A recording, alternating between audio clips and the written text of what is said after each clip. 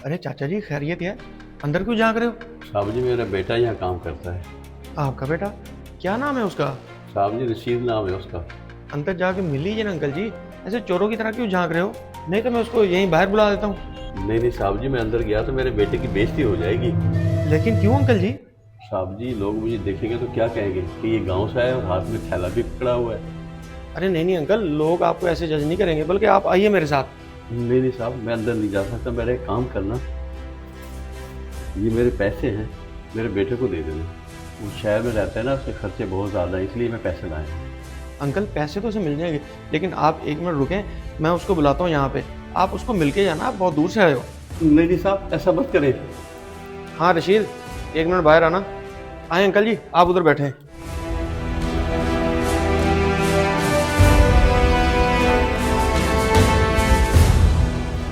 वो खैरियत है भाई, इतनी जल्दी में कहाँ जा रहे हो?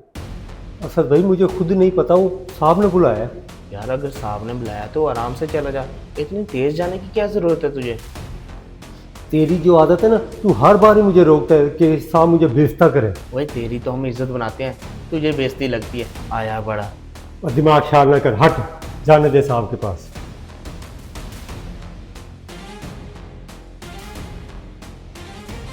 जी सर। अबू आप मेरी बेइज्जती करवाना चाहते हैं जो यहाँ पर आ गए? नहीं बेटा, मैं तो आपको पैसे देने आया था।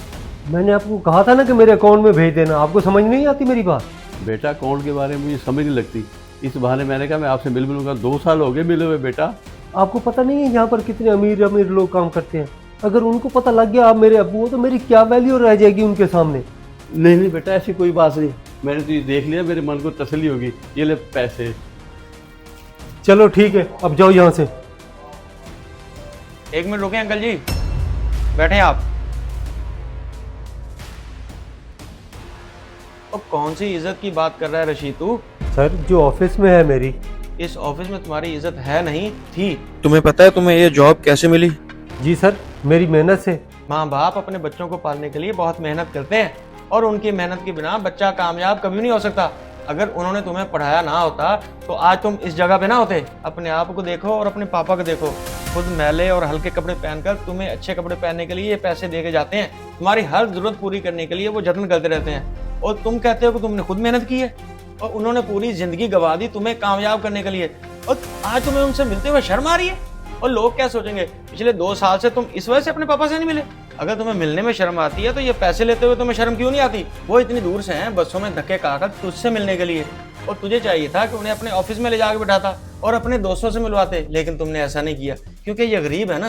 कितने अफसोस की बात है कि तुम्हें पैसे तो चाहिए लेकिन अपने पापा नहीं चाहिए। I am so sorry sir, I am sorry पापा, मुझसे बहुत बड़ी गलती होगी। मैंने कभी आपसे आपका हाल तक नहीं पूछा, और ना ही आपकी कभी तबीयत का पूछा पापा। अब मुझे बहुत शर्मिंदगी महसूस हो रही है। पापा मुझे माफ़ कर दे, प्लीज़ मुझे माफ़ कर दे पापा। चुप कर जा बेटा, मैं नहीं चाहता तेरी आंखों से आंसू आए। देखो रशीद, अगर तुम हमारे ऑफिस में काम करना चाहते हो ना, तो मेरी एक शर्त है। क्या सर जी? तुम्हें अपने पापा को इसी हालत में एक्सेप्ट करना पड़ेगा, उनकी रिस्पेक्ट करनी पड़ेगी, तभी तुम यहाँ काम कर सकते हो। अरे वो भी तो यही चाहते हैं ना कि तुम इनका सहारा बनो। सर आप अगर मुझे जॉब से भी निकाल देंगे ना, तभी मैं अपने वालिद का सहारा बनूंगा। प्लीज़ पापा मुझे माफ़ कर दें। ठीक हो गया, मैं तुम्हें 1 हफ्ते की छुट्टी दे रहा हूँ। अपने पापा को पूरा शहर घुमाना है तुमने। जी जी, बहुत बहुत शुक्रिया साहब जी, मैं अभी लेकर जाता हूँ। अरे बाबा जी मुझे माफ़ कर दे बाबा जी, मुझे माफ़ कर दे बाबा जी, मुझसे गलती हो गई।